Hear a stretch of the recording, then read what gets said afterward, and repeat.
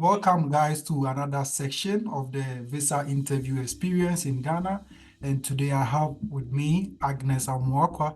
She's going to do the introduction, but you want to stay connected and watch this video to the very end. If you've not subscribed, make sure you subscribe and you hit on the like button.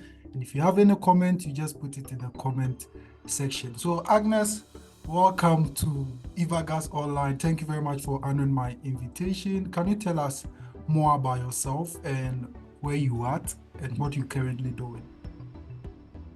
My name is Agnes Amwakwa, so I'm currently a master's student at Illinois State University. I'm reading a master's in communication, and I'm currently in my second year, and will be graduating in spring. That is in May 2024. Okay, so this year. Yes, I'll be graduating this Okay, year. let's hope by that time we'll get some monies in our account. We'll be coming for the graduation live and coming.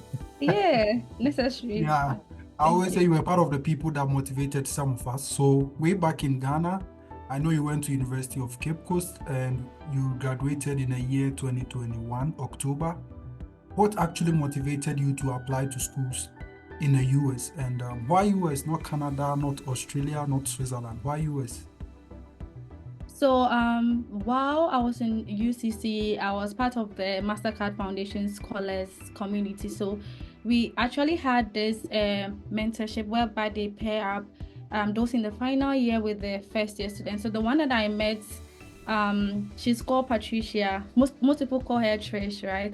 So, she was in her final year then. So, she applied to the US for Masters in Communication at Illinois State University. And because she was my mentor and I was her mentee, based on our communication, she kind of opened up like her progress that she applied to US, she had a funding through a graduate teaching assistantship. So that was my first time hearing about all these opportunities out there. So fast forward in third year, that's when I started my school search extensively, and with COVID coming and we being at home for a couple of months, that served as a great opportunity for me to also do my own research, right? So I did research and I realized we have to write English proficiency tests and a whole lot of requirements. But based on my interaction with her, I got to know about waiver, the fact that so far as Ghana, we are an Anglophone speaking country. We don't have to write all these requirements when it comes to the English requirements. So, yeah, so I was blessed to have a network of like academia people that are already out there pursuing masters and various doctoral programs. So will it be advisable for someone who is interested to study in the US to start prepping themselves now as whilst they are still in school, or because I think that's what you did and it really worked for you? Yes. So yeah, the advice will be starting now. Like just do your own research. It could be that through your research you realize that maybe Canada might be the best place for you, Germany might be the best place for you, or other European countries might be the best place for you. So first of all, it depends on what you want to read, and like your both your short-term goal and your long-term goal. These two are also very important. So for us, everybody is going to US, or your friends are following a particular trend, doesn't mean you have to go in that same like channel. You have to know what you want to do and what you want to do for your life, basically. So that will guide you in the search and the school and the opportunities that you tend to find. Okay, so before we leave there or we transition, you were in school, you were part of the MasterCard scholarship, or was it Comfort? Because I know Comfort. Or is it the Yes, same? yes. So Comfort is an institution, but the scholarship is from like it's like a partnership with Mastercard. So it's like Comfort Mastercard, yeah, scholars Okay. program, yeah.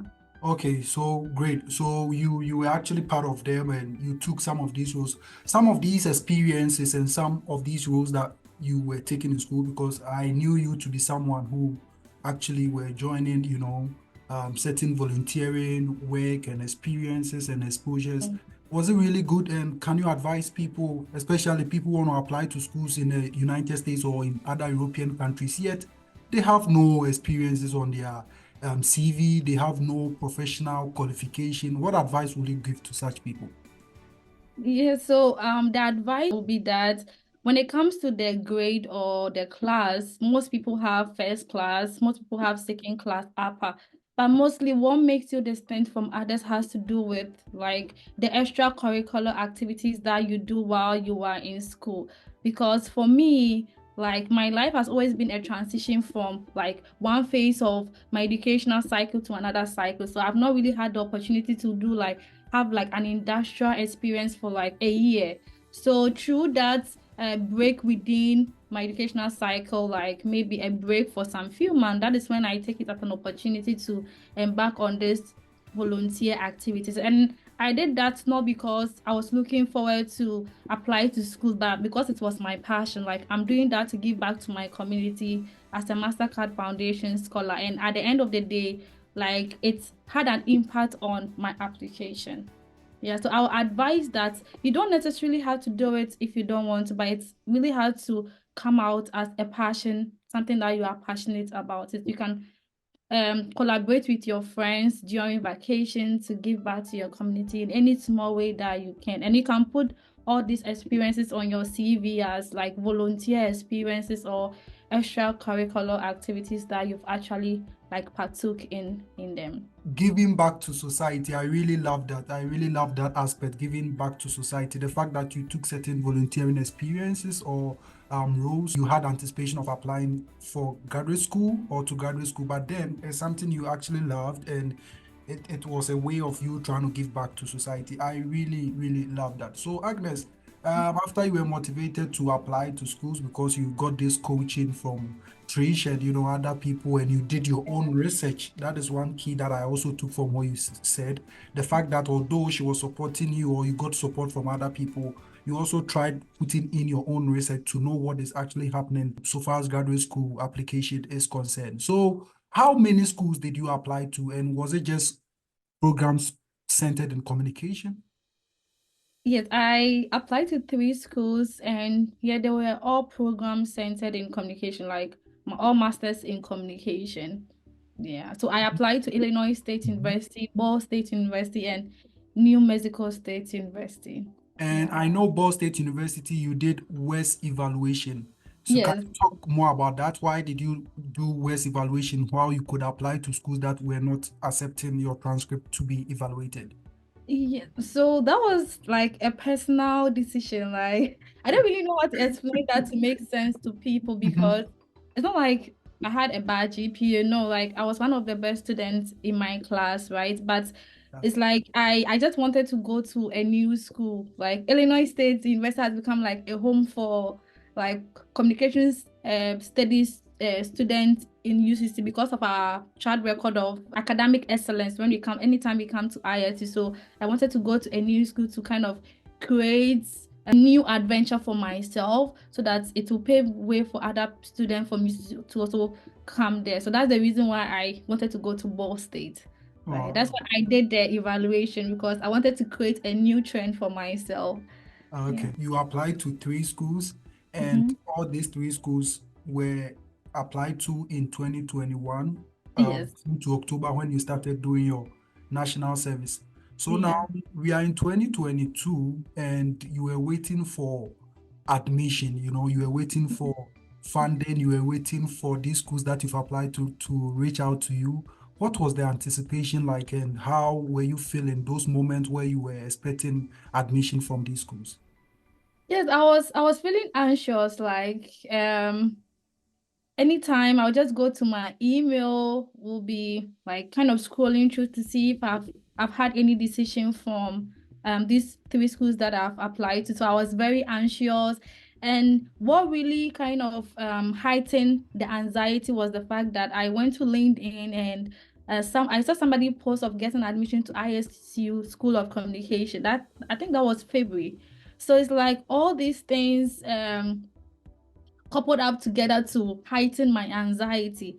But I spoke to a friend of mine and she was like, if I'm so anxious and I can't wait, I can as well reach out to the graduate coordinator. But I thought, oh, this is really not a good decision. So I just decided to wait because I thought that is the good thing to do because when we are applying, somebody apply first before. So it kind of follow suit. So when they are reviewing, they will review the first person's own, like they review it in badges. So it could be that, oh, the person applied before I did. That's why the person has had Yeah. her like admission earlier than I did. So I had mine on the 4th of March. That's the day I'll never forget. Like I just woke up and like both admission and funding, like yeah, both came at the same time. So the joy was, yeah, I can't really explain. It's indescribable. Like I can't really explain the joy that I really had that day. Yeah. So 4th March, you got admission And as funding. funding from Yeah. Illinois State University. So it means the other two schools you didn't get admission and you didn't get funding into them. So the other schools, with New Mexico State, also with both states, I only had funding. I only had admission. Admission. Yeah, because of the worst evaluation took couple of times. So like I had admission and I was on wait list. But with New Mexico State University, I first had the admission, then the following week I had the funding. Yes, but So I I've already started with Illinois State with my visa and everything, and like so I was so much focused on ISU, and yeah.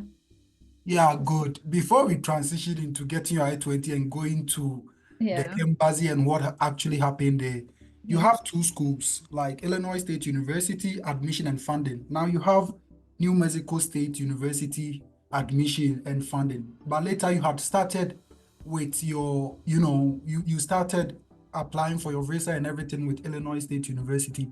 When you had the funding from New Mexico State University, what was the contemplation like? Didn't you go through some kind of uncertainty, some kind of doubt whether Illinois State was going to be the best fit or choice for you? Did you really contemplate on which school you were going to? Because my time, I had like 5 fully funded scholarship, and Mhm. to be honest, I was really, really, really Confused. contemplating like Yeah. which school to go to. And Yeah. now I needed to sit down, draw Mhm. bring my Mhm. diary out, my Yeah. book, and start making Mhm. analysis and all that. Did that actually happen to you?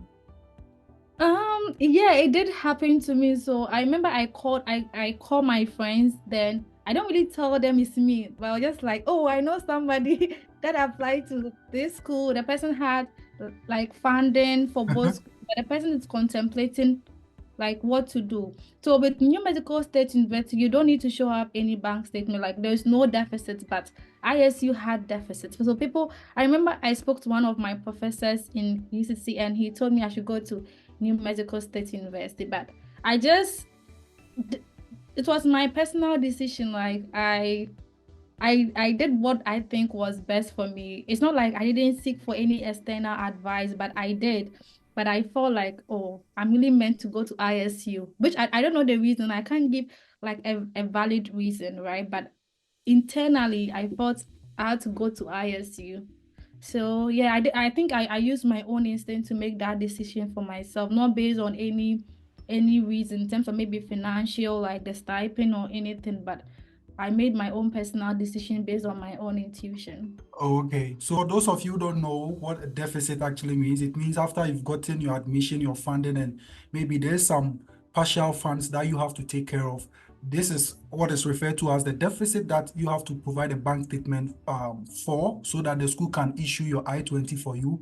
And when you go for your visa interview, you would also be asked who is going to pay for that deficit or who is going to be your sponsor. So she had small deficit with Illinois State University, but not for New Mexico State. Yet she decided to go for Illinois State University based on her own instinct. That is really, really amazing. And I think I love that.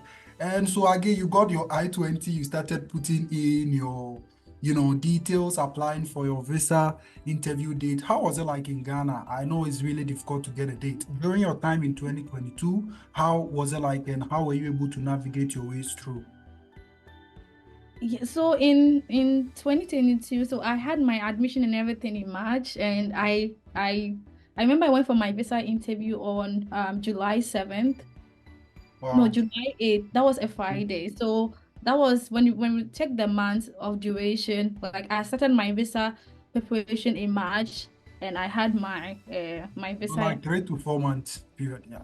Yeah, so that tells you like the difficulty we had to face when it came to like looking for visa dates, right? So I remember I had three friends of mine from UCC that we're all going to different schools. So we took the initiative that, oh, why don't we create our own visa hunting page, right? So we created our own page and we added a lot of people, and that really helped us to get dates because like we created a schedule whereby we make sure that, oh, at every minute or second somebody is checking the portal, Okay. yeah, yeah, to see if there are any availability of dates. So that really helped us. I really took that initiative because for me, I always tell one of the ladies that we went about this initiative that if we had not done it, like I don't know. I'm not sure that year I would have been able to come to school because of the difficulty in getting visa.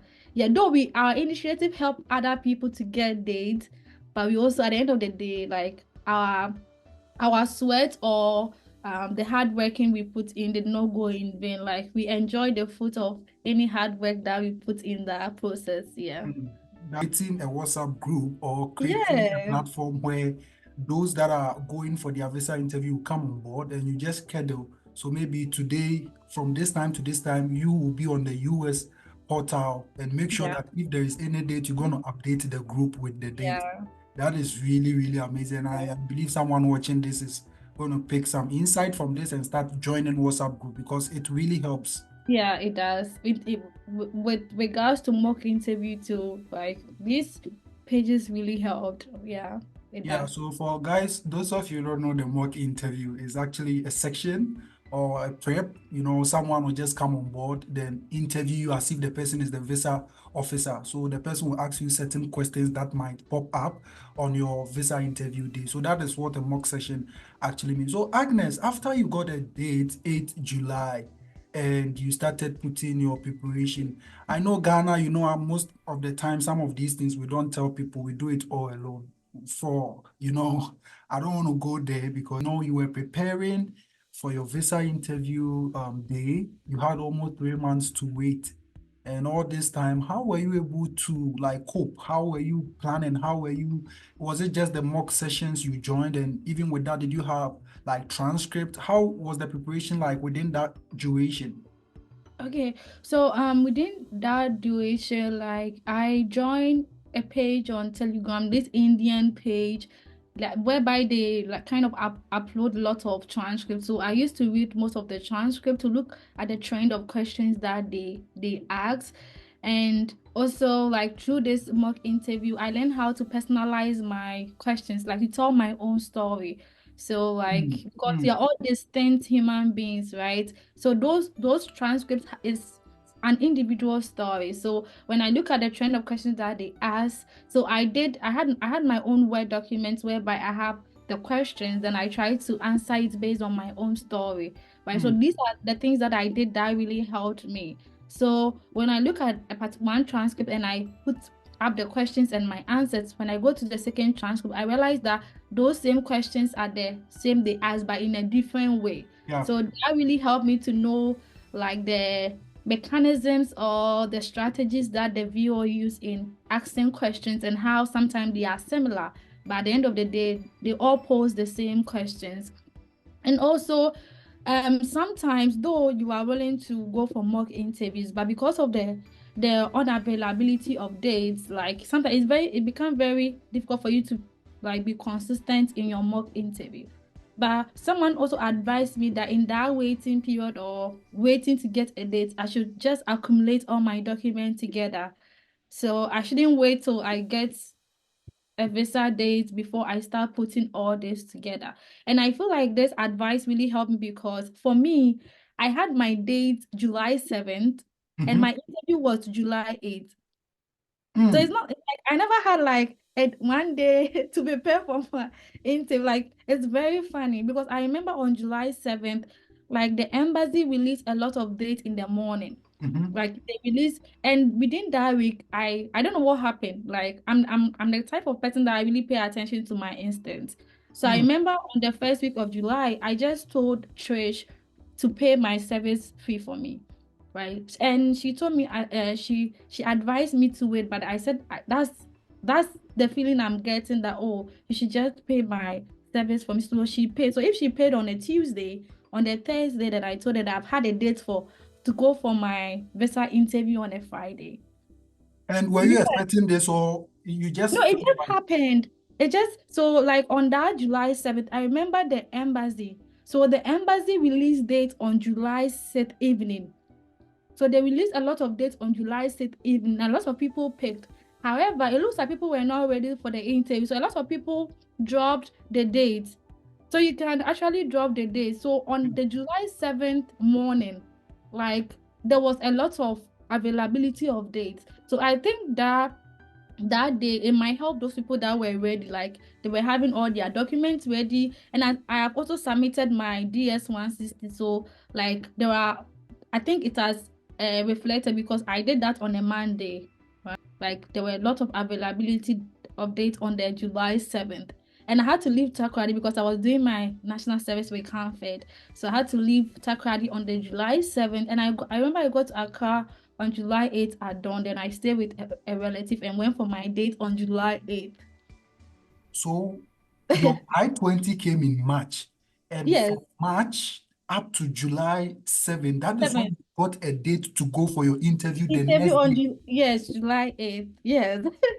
Yes. Wow, this is Yes. really amazing. Guys, I believe you are listening to this. Yes. You have to just take some insight and start preparing your document, especially if your I-20 is in, you are looking for date, and the date is in the following year, 2025. You just have to start putting your documents together, because you never know when you're going to get a date, and Yeah. you have no option than Yeah. to choose that particular date. And what if Yeah. your documents are not ready? I'm not ready. So I think that day on July 6th, a lot of people dropped their date on July 7th because they were not ready to go for their interview. So like on the July 7th, there was a lot of dates. Like there Hmm. were a lot of dates. Yeah. So I chose for July 7th and went for my interview on July 8th.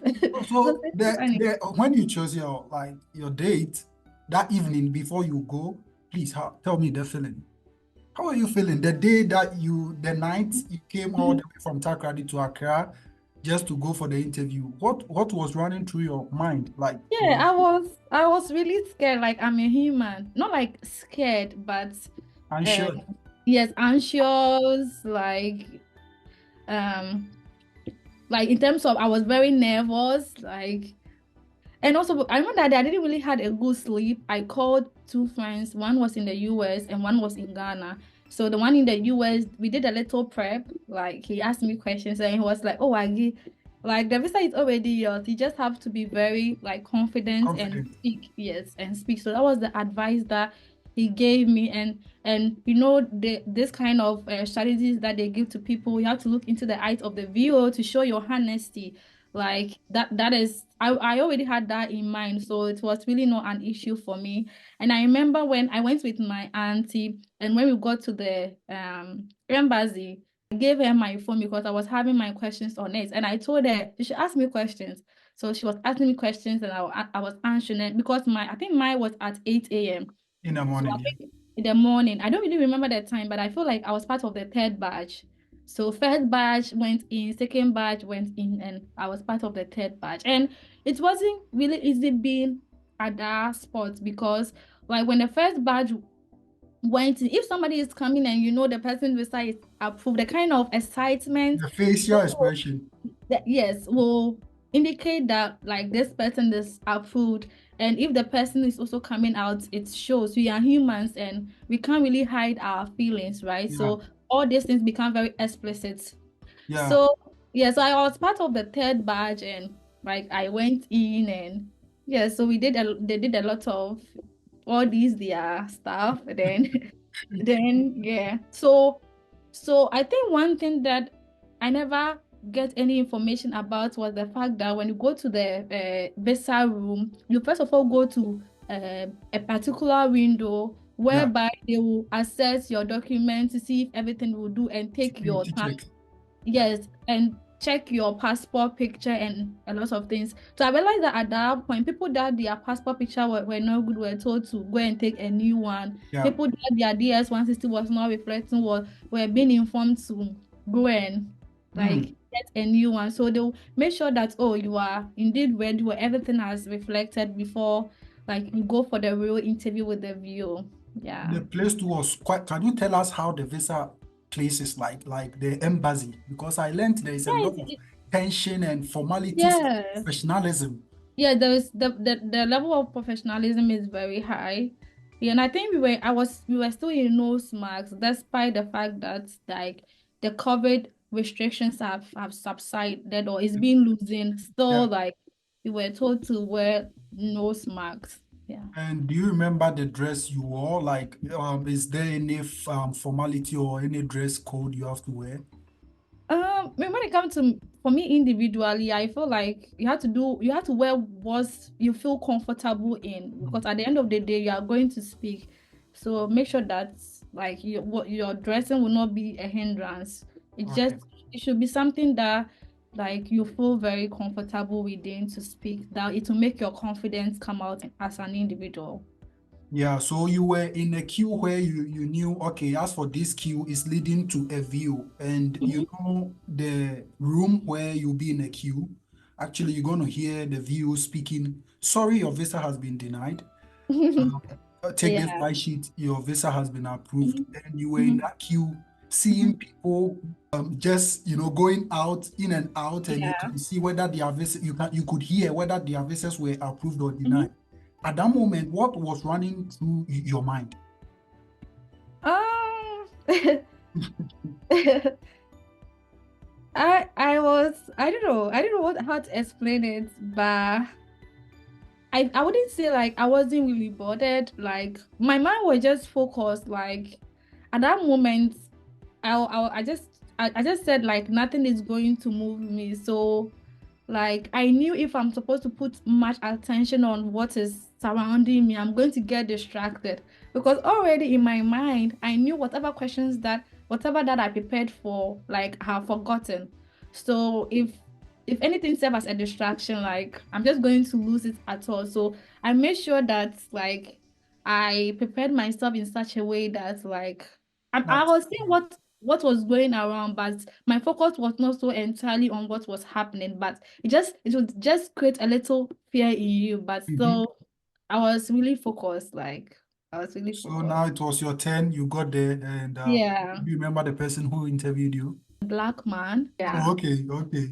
So when you got in front of him, I know basically he's going to ask you for your passport and your I-20. Yes. Yeah. Yes. So what was the first question that he asked you? So he Yeah. asked if he can see my I-20 and I gave him my I-20. Then I remember the first question he asked me that, what am I currently doing like currently? Then I told him, oh, I'm doing my national service with Comfort and we kind of mentor young girls. Right. And he asked me, am I not a young girl? That was the question this man asked me.